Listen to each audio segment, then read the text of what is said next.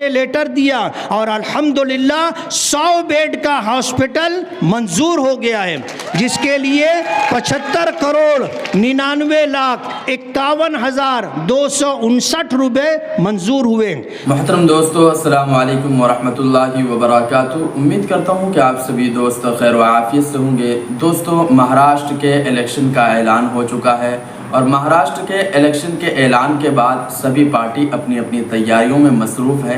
वहीं all India मजलिस इत्तेहादुल मुस्लिमीन ने 16 उम्मीदवारों का ऐलान किया और 16 उम्मीदवारों में से एक ऐसा उम्मीदवार है जो कि एक आलिम दीन है, जिनका नाम मुफ्ती इस्माइल कासमी है। वो मालेगांव से ताल्लुक़ रखते हैं। तो वहाँ से मालेगांव से वो पिछली बार विधायक रहे थे और इस बार भी वो अपनी किस्मत आजमाई कर रहे हैं। तो उनकी जगह आसिफ शेख को उतारा गया है, जो कि पहले कांग्रेस पार्टी में शामिल थे। अब उन्होंने अपनी पार्टी बनाई और अपनी पार्टी बनाकर वो मैदान में उतरे। तो दोस्तों, आसिफ शेख जो कि मौलाना मुफ्ती इस्माइल कासमी पर तरह तरह के संगीन इल्ज़ामात लगा रहे हैं और मुफ्ती हारून नदवी जो कि एक न्यूज़ चैनल चलाते हैं, जलगांव महाराष्ट्र से वो भी ताल्लुक़ रखते हैं, वो भी महाराष्ट्र में एक कांग्रेस उम्मीदवार को लेकर वो प्रचार और प्रसार कर रहे हैं। यानी मुफ्ती इस्माइल को हराने के लिए जब से उन्होंने जमीयत उलमा हिंद के सदर की पोल खोली है, जब से मुफ्ती इस्माइल कासमी को लेकर तरह तरह के संगीन इल्ज़ामात लग रहे हैं। दोस्तों, इस संगीन इल्ज़ाम को लेकर मुफ्ती इस्माइल कासमी ने बड़ा बयान दिया है और मुफ्ती इस्माइल कासमी ने ये भी बताया है कि मैंने 5 साल में कितने काम किए हैं, वो मैं आप लोगों को बताता हूँ। तो आइए सुनते हैं मुफ्ती इस्माइल साहब की ज़ुबानी और इस वीडियो को सुनिए और ज़्यादा से ज़्यादा शेयर कीजिए। मुफ्ती इस्माइल कासमी के बारे में आपकी क्या राय है, कमेंट में ज़रूर बताइएगा। शुक्रिया। आज आपके दरमियान अपनी 5 साला कारकर्दगी लेकर के मैं आया हूँ। हमारे मुखालिफिन ये आवाज़ लगा रहे हैं कि उन्होंने कुछ काम नहीं किया। मैं एक एमएलए होने की हैसियत से एमएलए के लेवल का जो काम होता है उनमें से चंद काम आपको बताऊंगा। ये हमारा बाईपास हाईवे है, उस तरफ रोड क्रॉस करने में 400 से 500 लोग हादसे में शहीद हो चुके। होना ये चाहिए था कि ये आगरा रोड जहाँ जहाँ से गुजरा वहाँ पर सर्विस रोड और फ्लाईओवर बना, लेकिन मालेगांव का ये मसला अजीब व गरीब मसला रहा। काम करने वाली एजेंसी को रोका गया और ये कहा गया कि ये काम हम कारपोरेशन के बजट से करवा देंगे, आप ये काम मत करो। लेना देना कर लिया गया। आप कारपोरेशन से इसकी इंक्वायरी कर सकते हैं।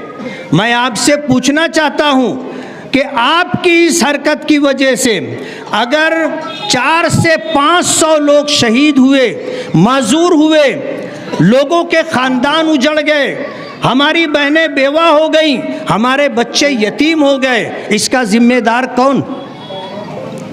आप हैं। और इस दुनिया में अगर किसी अदालत में आपका मुकदमा नहीं पहुंचा तो आप बेफिक्र ना हो, एक आखिरी अदालत बाकी है, वहाँ तो आपको हिसाब व किताब देना ही होगा और आप इससे बच नहीं सकेंगे। हमने बाईपास के लिए, बाईपास में सर्विस रोड के लिए, फ्लाईओवर के लिए, अंडरपास रास्ते के लिए हमने 156 करोड़ रुपया मंजूर करवाया। जब लॉकडाउन चल रहा था उस वक्त हमने जो कोशिशें की थी, हाईवे अथॉरिटीज़ के लोग दिल्ली से, बम्बई से, नासिक से आए और उस वक्त जो है मकामी पुलिस इंतज़ामिया, रेवेन्यू डिपार्टमेंट के लोगों के साथ टेरे फाटे से लेके 40 गांव फाटे तक सर्वे हुआ और अल्हम्दुलिल्लाह उसका काम शुरू हो चुका है। आप जाकर के देख सकते हो। दूसरा बड़ा काम, मालेगांव एक ऐसा शहर है कि इसे अल्हम्दुलिल्लाह पीने वाली पानी की तकलीफ़ नहीं है। अलहाज अलहाज शब्बीर हाजी और हमारे हारून अंसारी, इन लोगों की कोशिशों से जो तलवाड़ा डैम बना था और चनकापुर डैम से जो पानी यहाँ आता था, उस पानी के ज़रिए एक वक्त था कि मालेगांव को 2 वक्त पानी मिलता था, सुबह और शाम, फिर 1 दिन पानी मिलता रहा और अभी 3 दिन, अब 2 दिन। हमारी कोशिश ये है कि 1 दिन नागे से पानी मालेगांव के लोगों को मिलना चाहिए जैसे मिल रहा था। और इंशाअल्लाह आप देखोगे इलेक्शन से पहले हम 1 दिन नागे से पानी आए, ये काम हम करवा देंगे। तीसरा बड़ा काम, केंद्र सरकार से हमने अपने सिविल हॉस्पिटल के अहाते में 40 बेड का एक महिला बाल रोगनालय मंजूर करवाया था। आउटर के एमएलए इक़्तिदार में थे, ये हॉस्पिटल उठाकर सटाना रोड पर लेकर चले गए। हमने कोशिश की, हमने शिकायत की और इंसाफ की दुहाई दी, तो महाविकास अघाड़ी सरकार में हेल्थ मिनिस्टर राजेश टोपे साहब ने कहा हम आपको दूसरा हॉस्पिटल दे देंगे, आप इस तरह जो है लेटर बना करके लाएं। उनकी गाइडलाइन पर हमने लेटर दिया और अल्हम्दुलिल्लाह 100 बेड का हॉस्पिटल मंजूर हो गया है, जिसके लिए 75 करोड़ 99 लाख 51,259 रुपये मंजूर हुए। चौथा काम, किला के रहने वाले, गालिब नगर के रहने वाले और इस्लामाबाद, रसूलपुरा, मोतीपुरा के रहने वाले जो घरों में बंटवारे के बाद या मकान की तंगी की वजह से नए इलाके में जाने के लिए सोचे, तो उन्होंने बाग़े महमूद का इंतखाब किया। वहाँ पर हज़रत मौलाना अब्दुल हमीद नोमानी रहमतुल्लाह अलैह के नाम से जो पुलिया बनाई गई, वो उनकी एक तरह से तौहीन और अपमान था। हमने अल्हम्दुलिल्लाह 5 करोड़ 76 लाख रुपया नोमानी पुल के लिए मंजूर करवाया और टीकम लग चुका है और इंशाअल्लाह नदी में पानी थोड़ा कम हो तो इंशाअल्लाह वो काम भी शुरू हो जाएगा।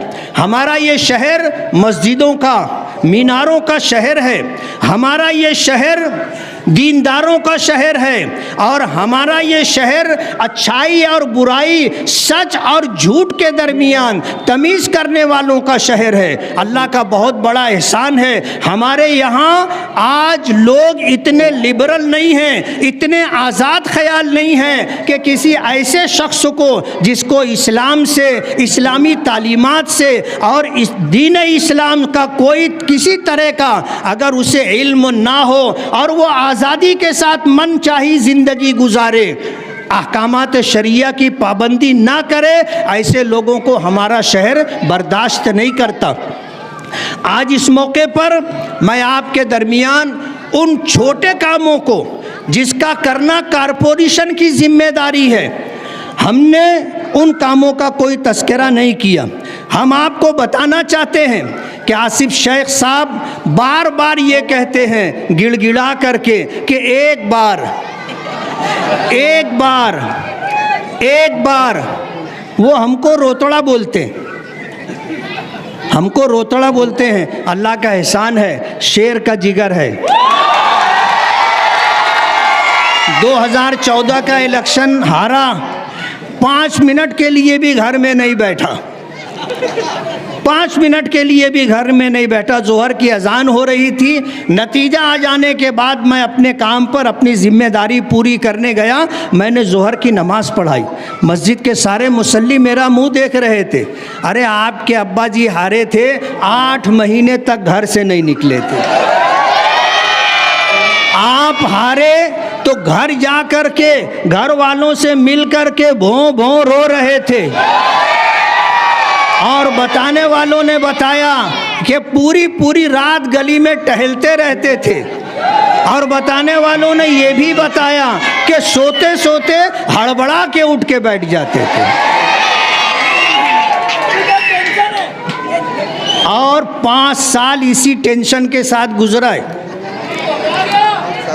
5 साल इसी टेंशन के साथ। वो कहते हैं कि एक बार मैं आपको बताना चाहता हूँ कि आप जो एक बार कहते हो, हमारे शहर ने आपके वालिद को 1999 से 2009 तक एमएलए 10 साल रहे और उसी टर्म में 2004 से 2007 तक आप मालेगांव शहर के मेयर रहे। बाप के भी हाथ में लड्डू था, आपके भी हाथ में लड्डू था। 2012 से 2015 तक आपकी वालदा मेयर रही, लेकिन कोई काबिले ज़िक्र काम शहर में नहीं हो सका। 2014 में आप एमएलए बने और इसी टर्म में आपके वालिद मरहूम 2017 से 2019 तक मेयर रहे। दोनों के हाथ में लड्डू रहे, लेकिन कोई काबिले ज़िक्र काम नहीं हुआ। 2019 से 2024 तक आपकी वालदा मेयर रही, आपके वालिद मेहर रहे, लेकिन शहर की खस्ता हाली ख़त्म नहीं हुई। इतने मौके आपको शहर ने दिए हैं, अब भी आपको एक मौका चाहिए। और बार बार आप कहते हो एक बार। हम पर इल्ज़ाम लगता है, हमें ये कहा जाता है कि ये फ़िरका परस्तों के आलयकार हैं। मैं आपको बताना चाहता हूँ कि फ़िरका परस्तों के आलयकार आप रहे, आपके वालिद रहे। इक़्तिदार के लिए दादा भूसे आपके साथ रहे तो तारीफ़ होती रही, और जब टर्म ख़त्म हो गया, वो अपने रास्ते तुम अपने रास्ते, तो अब दादा भूसे फ़िरका परस्त हो गए। अजीत दादा पवार से आप बार बार मिलते रहे, शहर के लिए आप वहाँ से मस्जिदों के नाम पर और दूसरे कामों पर 20 करोड़ रुपया फंड लाया।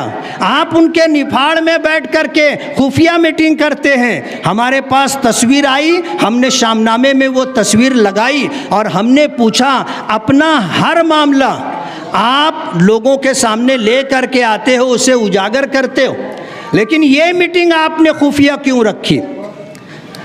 आज तक अजीत दादा पवार का नाम ले रहे हैं। मुझे किसी ने बताया कि ये थोरात साहब को अब्बा बोलते हैं, थोरात साहब को अब्बा बोलते हैं। थोड़े दिनों में अजीत दादा पवार को भी अब्बा बोलने लग जाएंगे। फ़िरका परस्तों के साथ ये रहते। आप सोचो, महाविकास आघाड़ी सरकार टूटी, महायुति सरकार बनी, तो ये फडणवीस साहब को मुबारकबाद देने के लिए फूलों का गुलदस्ता लेकर के चले गए। और अब्दुल मालिक पर जब फायरिंग हुई तो सारी मदद वहीं से ली गई। फडणवीस होम मिनिस्टर हैं, Ajit Dada Pawar deputy chief minister हैं, फाइनेंस मिनिस्टर हैं, और पिछले जलसों में आपको इसकी तफसील बताई गई। इनके खिलाफ कोई कार्रवाई नहीं रही, कोई कार्रवाई नहीं हुई। जब तक ये सत्ता का मज़ा लेते रहे, मेयर की कुर्सी चाहिए थी, तलवाड़ा के पानी का सौदा किया, और जब मालेगांव की गयूर आवाम ने उनसे ये कहा कि आपने तलवाड़ा डैम का पानी उनको दे दिया, आपने पानी बेचा है अपने मेयर की कुर्सी के लिए, तो कहने लगे कि हाँ, छाती ठोक के कहा कि हमने बेचा है, हमारा बस चलेगा, नारू शंकर का किला भी बेच डालेंगे।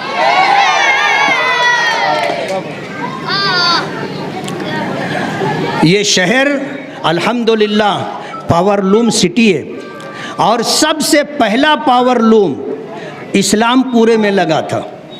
सबसे पहला पावरलूम इस्लामपुरे में लगा, और एक दीनी इदारा हनफिया सुन्निया 1923 में इसी महल्ले के अंदर बना, जहाँ से पढ़ कर जाने वाले बच्चे मालेगांव और कुर्ब जवार में दीन की खिदमत करते रहे।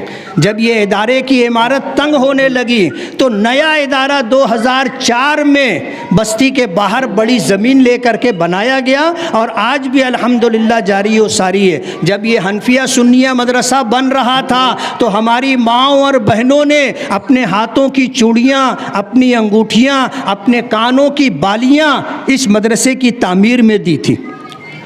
हमारा ये शहर पहला पावर लूम यहाँ लगा था।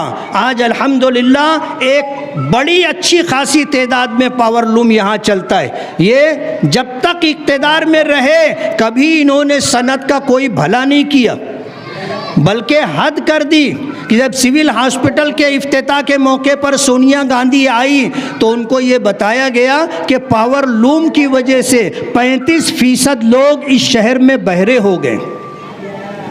इस शहर की सनत को उजाड़ने की साजिश की जा रही थी। अल्लाह जज़ाए खैर दे, अलहाज अब्दुल अज़ीज़ मुक़ादम जैसे लोग, अलहाज यूसुफ इलियास जैसे लोग जो इस सनत के लिए मुसलसल जद्दोजहद और मुसलसल कोशिश कर रहे हैं सनत को नुकसान पहुंचाने के लिए। अगर आपको याद होगा तो मैं आपको बता दूं कि 2014 से 2019 तक जब तक ये यहाँ पर एमएलए रहे, साइजिंग वालों के पीछे मुसीबत लगी रही। पॉल्यूशन के नाम पर साइजिंग को खुद ही बंद करवाते थे और फिर साइजिंग मालिकान से लाखों रुपया लेकर कि ऑफिसरान को रिश्वत देना है, ये काम करते रहे। मैं पूछना चाहता हूँ कि 2019 के बाद 2024 तक क्या पॉल्यूशन के नाम पर कोई ऑफिसर मालेगांव आया? यूसुफ सेठ एक मर्तबा भी नहीं आया। हम तो कहते हैं ना कि यही टोना भी लगाते हैं और यही टोना छोड़वाते भी, यही टोना लगाते हैं और यही टोना छोड़वाते। मैं आपको ये बताना चाहता हूँ कि ये इस शहर के हमदर्द नहीं हैं, इस शहर के खैरखा नहीं हैं, इस शहर की सनत के खैरखा नहीं हैं। ये हमेशा शहर की तबाही और बर्बादी का, शहर को कारपोरेशन में जा कर के लूटने का काम किया।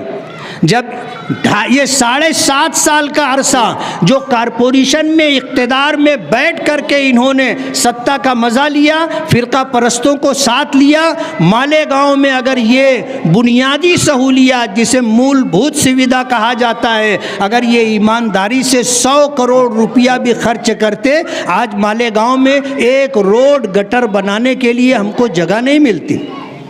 वो किसी ने पोस्ट चलाई कि तुमने बहुत काम किया, पूरा हसनपुरा आपने सड़क बनवा दिया, ये महल्ला आपने गोद ले लिया, पवारवाड़ी में आपने 40-45 गटरें बना दी, रोड का काम होना है, आप पानी पीने के पानी की पाइपलाइन डलवा रहे हैं। तो आप ऐसा करो कि एक कारपोरेटर बनकर ये काम करो। ये कारपोरेटरों का काम है, ये एमएलए का काम नहीं है। तो हम उनको बताना चाहते हैं कि एमएलए का जो काम है वो हमने किया है और कारपोरेशन में जो आपका काम था आपने नहीं किया। इस शहर की आवाम को लिए इस शहर की आवाम के लिए हमें करना पड़ रहा है।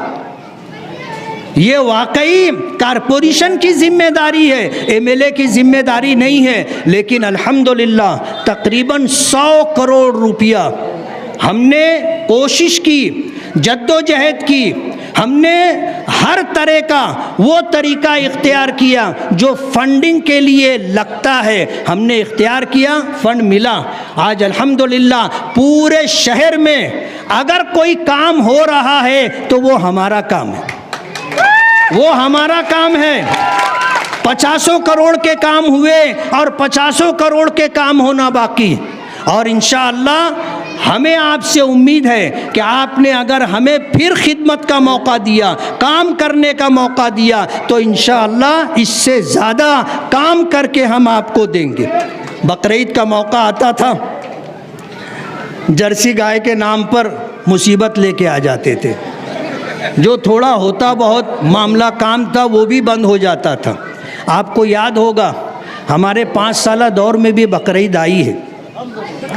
आपको याद होगा शहर का क्या मामला रहा, आपको पता होगा। हम इस पर कुछ ज़्यादा नहीं कहना चाहते, लेकिन बताना चाहते हैं कि आज अगर हमको जानवरों के नाम पर इल्ज़ाम दिया जाता है तो आप पहले अपना गिरेबान झांक ले, आपने क्या किया और हमने क्या किया, शहर की आवाम अच्छी तरह जानती है। तो हमारा ये शहर अल्हम्दुलिल्लाह कदीम शहर है और अल्हम्दुलिल्लाह सबसे बड़ा हमारा ये महल्ला सबसे कदीम महल्ला है और सबसे बड़ा महल्ला है। इस शहर की बुनियाद अगर बस्ती के नाम से पड़ी तो यही गाँवठान का एरिया है जहाँ लोग आए 1857 में लूट पीट करके यूपी से, तो कोई शोलापुर रुका, कोई बुरहानपुर रुका, कोई धुलिया रुका, कोई मालेगांव रुका, कोई भिवंडी और एचल करंजी गया, और ये सनत ले करके साथ में आए, और इस सनत को ले करके अल्हम्दुलिल्लाह शहर की हर तरह की ज़रूरत पूरी की जाती है। मस्जिदों की तामीर का मसला हो, मदरसों की तामीर का मसला हो, मकातिब कुरानिया की बात हो, इस महल्ले के लोग और इस शहर के मुखय्यरीन ऐसा दिल खोल करके चंदा देते हैं कि मालेगांव के लोगों को बाहर चंदा करने की ज़रूरत नहीं पड़ती। हमारा ये शहर पूरे हिंदुस्तान में चंदा देता है। आप देखो हमारे शहर में पूरे मुल्क से सुफरा आते हैं और यहाँ के लोग उनकी दिल खोल करके मदद करते हैं, जिसकी वजह से अल्हम्दुलिल्लाह हमारा ये शहर पूरे मुल्क में जाना जाता है। हमारी अपनी एक मजहबी और मिली शनाख्त है इस शहर की। हम दुआ करते हैं कि अल्लाह ताला इस शनाख्त को बाकी रखे। आज 27 तारीख़ मुकम्मल हो गई है। फॉर्म भरने के लिए 2 दिन बचे हैं, 28 और 29। जब हमने डिपार्टमेंट से बात की कि हम कल की तारीख़ में फॉर्म भरना दाखिल करना चाहते हैं, तो उन्होंने हमसे गुजारिश की कि 11 बजे दादा भूसे साहब पूरे लाओ लश्कर के साथ आने वाले हैं, आसिफ शेख साहब भी फॉर्म भरने आने वाले हैं, एजाज़ बेग भी आने वाले हैं। आपसे हमारी ये गुजारिश है, रिक्वेस्ट है कि आप ज़ोहर की नमाज के बाद आए। हमने कहा कोई बात नहीं, हम तो डिपार्टमेंट के लिए कोई दर्द सर नहीं बनना चाहते। हम आएंगे, ये सब जब अपने घरों को वापस हो जाएंगे, हम अपने जियाले वर्करों के साथ इंशाअल्लाह आएंगे और फॉर्म भरेंगे। मैं आपसे ये गुजारिश करना चाहता हूँ कि हमारा ये इलेक्शन अच्छाई और बुराई के दरमियान है। पिछले जलसों में मेरी ज़ुबान से कुछ जुमले, कुछ बातें ऐसी निकल गई जो मेरी ज़ुबान से लोग सुनना नहीं चाहते। उनकी बहुत सारी बुराइयां हैं, बहुत सारी बुराइयां हैं। अगर हम उनको बयान करना शुरू करेंगे तो मुसीबत होगी। उन्हीं बातों को ले करके ये खुद रो रहे, कहते हैं कि उनके एरिए, उनके महल्ले, उनके इलाकों में उन्होंने हमको घुसने नहीं दिया, रास्ता बंद कर दिया। अरे झूठ की भी एक हद होती है। अभी खयाबान निशात चौक पे आपने जलसा लिया था। अरे झूठ बोलो तो नीड बोलो, ऐसा बोलो कि झूठ हजम हो जाए। तुम तो ऐसा झूठ बोल रहे हो। अभी मुझे किसी ने एक वीडियो क्लिप भेजी, ये आयशा नगर में खड़े हो कर के लोगों को बिरादरी की दुहाई दे रहे थे और ये बता करके कि हमको उधर जाने नहीं दिया जा रहा है, हमारे नौजवानों को खुलकर काम करने का मौका नहीं मिल रहा है। हमने कब आपको मना किया? ये शहर हमारा भी है, आपका भी है, लेकिन कहते हैं ना कि आदमी जब बोता है तो उसे काटना भी पड़ता है। अब्दुल मालिक पर फायरिंग करने के बाद इनका पेशाब खता हो रहा है इधर आते हुए। खयाबान निशात चौक का जलसा था, वो इलाका पुलिस छावनी बना हुआ था। आप में खुद हिम्मत नहीं है। इन्होंने आयशा नगर में नौजवानों को, आयशा नगर में हमारी माँओं और बहनों को उकसाया कि जब ये इधर आएंगे ना तो उनका घेराव करना, उनको यहाँ पर प्रचार मत करने देना। आप अच्छी तरह समझ लो, कोई हमारा रास्ता रोक नहीं पाएगा। हम आएंगे और पूरी ताकत के साथ प्रचार करेंगे। आप भूलो मत, आपने आयशा नगर में इससे पहले ये हरकत की थी कि औरतों को हमारे पीछे लगा दिया, उनके हाथों में चप्पल था और इस तरह वो हमें डराने और रोकने की कोशिश कर रहे थे। अल्लाह अलहाज यूनुस ईसा साहब की उम्र में बरकत दे, उन्होंने हमें हौसला दिया और उसके 2 दिन के बाद हमने वहाँ जलसा लिया। स्टेज नहीं लगाने दे रहे थे। 4 बजे दोपहर से अलहाज यूनुस ईसा साहब वहाँ कुर्सी लगा करके बैठे, स्टेज भी लगा, हमारा जलसा भी हुआ। हमने अपनी उन माँओं और बहनों को जो चप्पल लेकर के हमारा घेराव करना चाहती थी, हमने उनको दिल से माफ़ किया। आज वो सब उनसे दुखी। मेरे पास वक्त नहीं है, वरना मैं आपको बताता, और इंशाअल्लाह वो सब हमारा काम करेंगी और हमें उस इलाके से भरपूर वोट मिलेगी। और जब पेटी खुलना शुरू होगी 23 नवंबर को, तो 2019 में जैसे निकल करके आप लोग भाग रहे थे, फिर इंशाअल्लाह आपको काउंटिंग की जगह से भागना पड़ेगा। मैं आपसे गुजारिश करता हूं, ख़ास तौर पर अपनी माँओं और बहनों से, कि 20 नवंबर को वोटिंग है।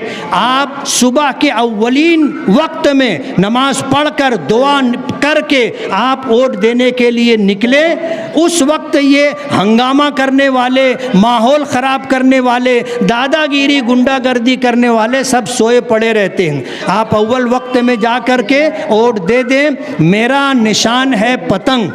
आज पूरे मुल्क में अगर कोई मुसलमानों के लिए, उनके हुकूक के लिए, अक़लियतों के हुकूक के लिए आवाज़ उठाता है, तो वो मजलिस इत्तेहादुल मुस्लिमीन के कौमी सदर बैरिस्टर असदुद्दीन ओवैसी साहब हैं। आप पतंग को वोट दे करके मुझे खिदमत का मौका दे, पतंग को वोट दे करके बैरिस्टर असदुद्दीन ओवैसी साहब को तक़वियत पहुँचाएँ, ताकि उनकी बातों में दम रहे और हाउस के अंदर वो अक़लियतों के लिए, मुसलमानों के हुकूक के लिए लड़े। व आखिर दावाना अनिल हम्दुलिल्लाहि रब्बिल आलमीन।